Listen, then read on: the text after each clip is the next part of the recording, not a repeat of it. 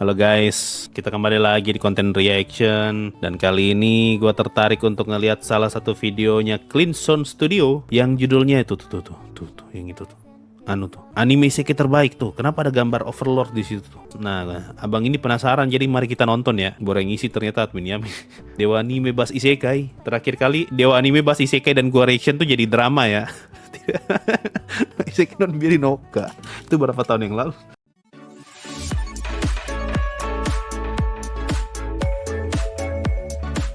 Big Three. Dari zaman dulu, ide tentang Big Three ini selalu menarik karena mereka menunjukkan superioritas dari satu series dibandingkan series lainnya. Kayak misalnya Big Three Shonen yang isinya One Piece, Bleach, dan Naruto. Kadang tuh gue suka ini loh, suka tidak relate ketika orang sebut Big Three gitu. Kita nggak ngomongin secara global ya, kita nggak ngomongin skala global ataupun skala besar bagaimana. Kita ngomongin sekitar kita aja lah. Seberapa pengaruh sih istilah Big Three dalam kehidupan beranimean kita gitu. Kalau gue pribadi ya, gue tuh selama SD, SMP, SMA tidak pernah tuh tahu istilah Big Three. Bahkan kuliah pun gak pernah. Gue tuh baru tahu istilah Big Three pas bikin konten. Jadi sekitar setelah gue lulus kuliah gitu, baru gue tahu ada istilah Big Three. Jadi selama sebelum gue nge-YouTube, tidak pernah gue relate tuh dengan istilah Big Three. Makanya ketika ada orang yang ngomong dan bawa-bawa argumen Big Three, gue gak pernah relate seberapa signifikan sih istilah Big Three ini. Kayak misalnya Big Three Shonen yang isinya One Piece, Bleach, dan Naruto. Big Three sendiri bukan berarti animenya itu pasti auto bagus. Enggak juga, contohnya Bleach. Tapi intinya gini, Big Three itu nggak...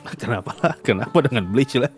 Tapi intinya gini, Big Three itu nggak cuma diukur dari seberapa bagusnya anime, tapi diukur sama popularitas sama seberapa berpengaruh anime itu. Seberapa pengaruh anime itu? Mushoku Tensei dong berarti kalau pengaruh ya. Mushoku sama Re:Zero lah. Menurut gue dua isekai paling pengaruh. Sekarang Barayakawan Wibu akut. Anime bang, bukan Ellen. Oh iya deng ya. Anime isekai ya. Anime isekai paling berpengaruh. Anime. SAO waktu awal-awal rilis kan disebut isekai ya. Kalau menurut gue ya, anime isekai paling berpengaruh Inuyasha. SAO waktu awal-awal kan dianggap isekai. Sama apa mungkin ya setelah itu ya? Kayaknya cuma dua itu doang menurut gue yang paling berpengaruh pada masanya yang gue tahu ya. Log Horizon gak juga mah. Log Horizon kan ngikutin langkahnya SAO. Yang ngebuka gerbang kan SAO dulu. No Game No Life enggak. No Game No Life tuh ngikut gerbang yang dibuka sama SAO. Ini kalau kita ngomongin anime ya, Overlord pun ngikutin SAO loh. Kerannya itu dibuka sama SAO dulu.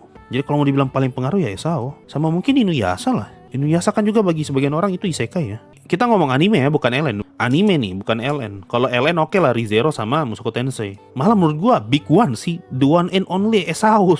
The real tuh SAO tuh yang betul-betul ngebuka keran. Kalau make unsur dunia lain gitu. Orang terjebak di dunia lain. Ya SAO. Tapi di era medieval itu apa? Jadi pelopor anime isekai sampah. Isekai cheat magician tuh. Itu big three-nya tuh yang mempopulerkan isekai sampah. Hamefura. Ya, kalau mau dibilang isekai berpengaruh, Hamefura betul. Yang ngebuka keran buat isekai shoujo, Hamefura. Betul sekali Lukaze. Kita udah punya dua nih.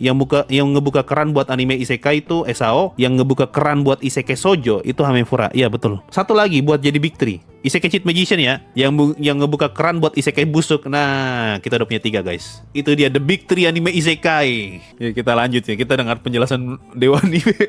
Kenapa kita malah sibuk? Konosuba buat konsep reinkarnasi sama konsep dewinya sering kepake sampai sekarang. Sebelum Konosuba ada anime lain gak yang bawa dewa-dewi gitu waktu terisekai? Bisa sih Konosuba. Kita buang isekai cheat magician lah, Konosuba boleh lah. Ya udahlah ya, kita lanjut aja ya. Mari kita dengar kultum dari Dewa Anime. Popularitas sama seberapa berpengaruh anime itu. Jadi sekarang Barayakawan Wibu akut denial sahabat Cleanson sekalian, aku mau ngebahas Big Three, terutama Big Three isekai dan apa pengaruhnya mereka. Ah, itu apa pengaruhnya mereka? Nah, di sini nih yang kita perlu cari tahu nih. Apa, Bang? Aku yakin kemungkinan besar kau bakal setuju sama apa yang ku sampaikan. Atau mungkin bisa jadi kita punya satu pendapat yang sama. Big Three ini bakal ku ukur dari seberapa berpengaruhnya mereka ke dalam genre isekai. Jadi kalau misalnya ada anime isekai yang animasinya bagus dewa tapi nggak masuk, jangan ngambek. Dan Big Three isekai yang bakal ku sebut ini nggak berurusan. Sabar, berapa banyak anime isekai yang animasinya bagus dewa? Animasinya bagus dewa. Animasinya bagus dewa. Berapa banyak? Kayaknya nggak sampai 10 deh. Bisa dihitung jari kalau nggak salah tuh. Anime isekai yang visualnya bagus banget ya. Jadi kalau visual jadi patokan buat anime isekai sih sulit ya. tapi nggak masuk, jangan ngambek. Dan Big 3 Isekai yang bakal aku sebut ini nggak berurutan. Jadi ini cuma urutan random dan kapan-kapan bisa berubah sesuai sama kemauanku. Tapi intinya mereka itu adalah top 3 Isekai. Pertama, ada Overlord. Weh, Overlord disebut nih. Kenapa bang? Kenapa Overlord bisa jadi Big 3 bang? Why? Alasannya apa? Atas dasar apa? Alasan kenapa Overlord itu bisa masuk ke dalam top 3 Isekai karena Overlord ini adalah anime yang mempopulerkan konsep villain dan game. Anime Villain dan game. Iya sih, kalau villain oke ya. Kalau game kan ada Esau. Tapi kalau villain oke sih, iya. Sebelum ada Yojo Senki kan Overlord dulu ya. Overlord ini punya penggambaran dunia yang cukup luas, yang dimana tokoh utamanya ini punya tujuan mau mencari player lain yang bernasib sama seperti dia. Yang dimana Momoga atau tokoh utama di sini itu terjebak di dalam dunia game. Pengkarakteran Momoga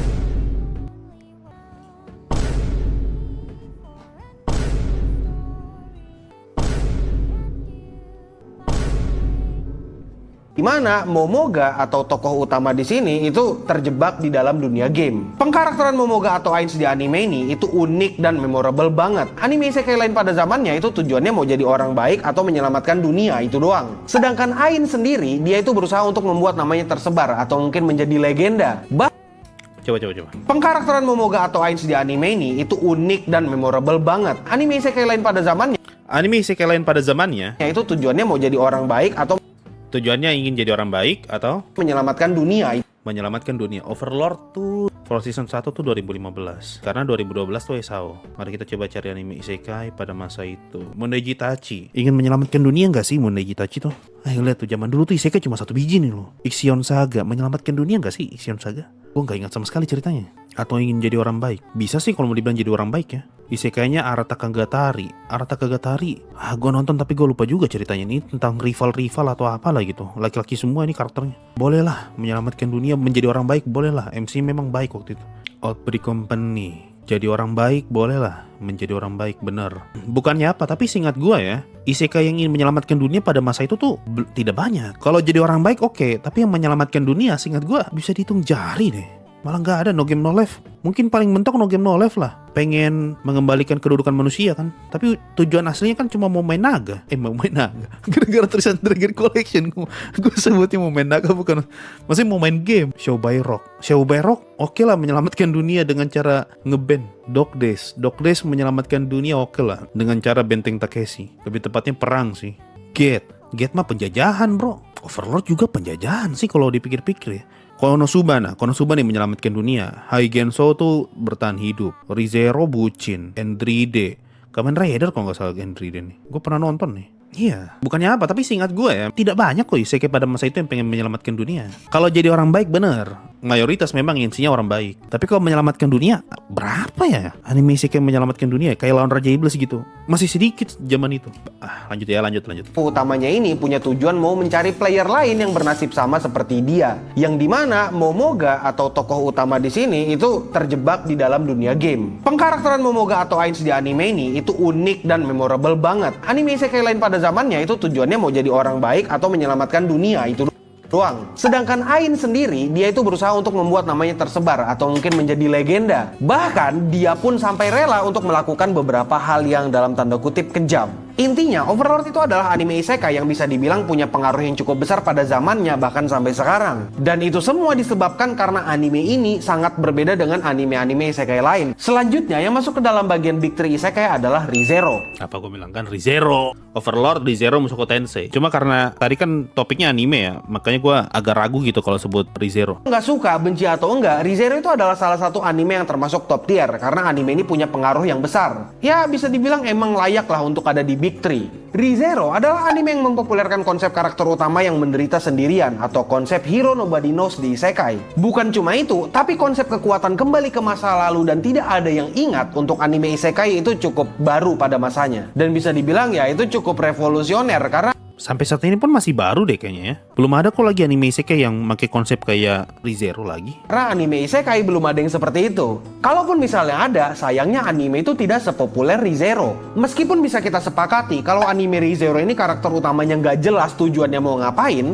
tapi anime ini ngasih tahu kalau dunia isekai itu nggak seindah itu. Dan anime ini juga ngasih tahu kalau setiap tindakan itu pasti punya konsekuensinya sendiri-sendiri. Pengkarakteran Subaru yang kelihatan frustasi karena dia nggak bisa menyelesaikan masalah dan mencoba semuanya berulang kali itu cukup fresh untuk anime isekai. Intinya, penggambaran dunia isekai yang unik dan konsep kekuatan yang unik di dunia Re:Zero itu menjadi salah satu alasan kenapa Re:Zero adalah anime yang top tier. Dan yang terakhir, yang masuk ke dalam bagian dari Big 3 isekai adalah Tensura, oh bukan Mushoku Tensei. anime Mushoku Tensei. Sorry, maksudnya Konosuba. Ada banyak alasan Konosuba cuk, kan Mushoku Tensei. kenapa Konosuba itu bisa masuk ke dalam Big 3 isekai dan menjadi salah satu anime yang revolusioner. Kalau ditanya apa isekai kesukaan mereka, kemungkinan besar mereka bakal jawab Konosuba. Konosuba sendiri adalah anime isekai yang punya tema parodi, yang dimana Kazuma di sini adalah kebalikan dari karakter isekai anime lain. Dia sering sial, punya party nggak berguna, dan bahkan dia nggak overpower sama sekali. Konosuba adalah anime isekai yang punya development karakter yang bagus dan bonding karakter yang cukup erat. Yang dimana Konosuba ini nggak cuma bergantung di MC-nya doang, tapi dia juga bergantung dengan karakter sampingannya. Buktinya sebelah mana kalau Konosuba itu nggak bergantung dari Kazuma doang? Ya, buktinya adalah Megumin.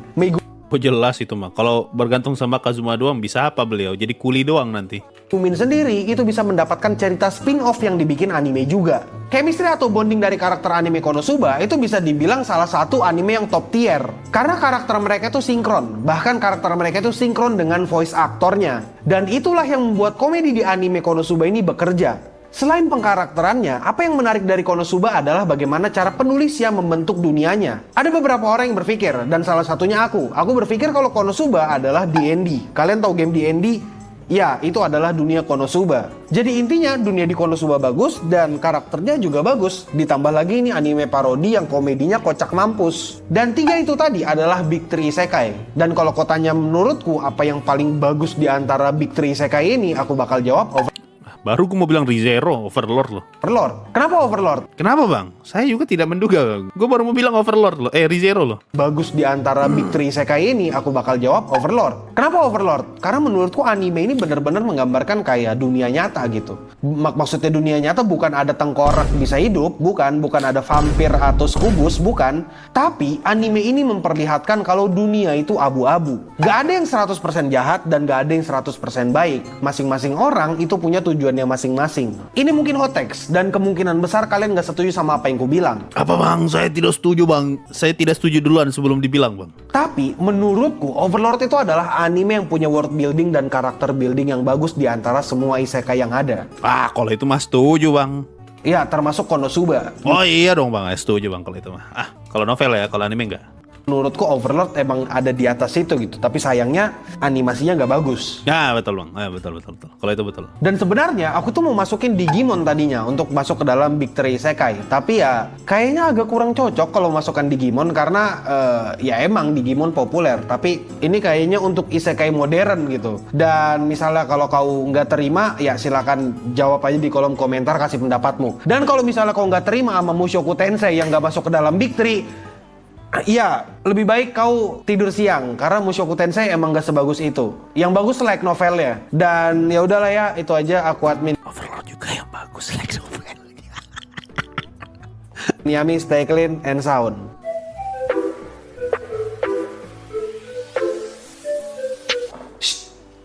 Sini. Sini. Dengerin baik. Sini. Dengerin baik-baik. Kau kasih tahu ya. Mushoku Tensei itu nggak sebagus itu, apalagi animenya ya. Yang bagus dari Mushoku Tensei itu apa? Light novelnya. Ya. Overlord juga, Overlord. Light novelnya itu ngasih berbagai perspektif.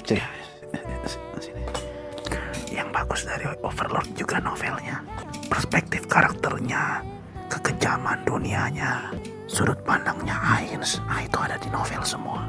Ceritanya juga oke, world buildingnya oke gitu. Wah, world building di novel tuh bagus. Tapi kalau di anime ada banyak gitu yang dipotong. Jadi sama bang, di anime juga Overlord banyak yang dipotong. Tidak sebagus itu. Yang dimana orang-orang juga, aku yakin banyak yang gak suka dengan Rudeus gitu kan. Karena Rudeus itu karakternya agak CBL gitu. Ainz juga banyak yang gak suka bang. Apalagi nanti movie-nya keluar tuh, itu gua yakin sekali tuh. Makin banyak yang tidak suka Ainz tuh. Bang, CBL apa bang? Pikir sendiri. Kalau kau nggak tahu, kau bener-bener masih kecil dan emang nggak layak buat tahu. Nggak usah nonton Mushoku Tensei. Tapi Mushoku Tensei masuk top 5 lah. kalau nggak ada Rizero. Rizero kan udah 3. Mana kemarin waktu live-nya Rizero fans Mushoku Tensei pada ribut lagi, dia anjing norak banget ya. Valdi. Meskipun ternyata Mushoku Tensei gak masuk ya. Soalnya kalau mau dibilang Mushoku Tensei itu berpengaruh, apa yang berpengaruh dari Mushoku Tensei bro? Udah telat banget jadi anime soalnya. Ya. Big 3 tapi anime isekai menurut admin Yami. Overlord, Rizero, sama Konosuba. Menurut kalian gimana? Kalian lebih prefer mana? Overlord, Rizero, atau Konosuba? Kalau saya sih, kalau abang mah jelas ya. Maogun, anime tergelap sepanjang masa. Ya itulah ya, menurut kalian gimana? Kalau gua sih Maogun anime tergelap sepanjang masa nih. Bahkan layar gelap ini lebih gelap, masih lebih terang daripada Maogun, anime tergelap. Itu adalah anime Big 3. Nanti setelah Maogun bakal ada banyak anime yang lebih gelap daripada beliau. Ya itulah ya, thank you semua nonton sampai detik ini. Kita ketemu lagi di konten yang lain dan bye-bye guys.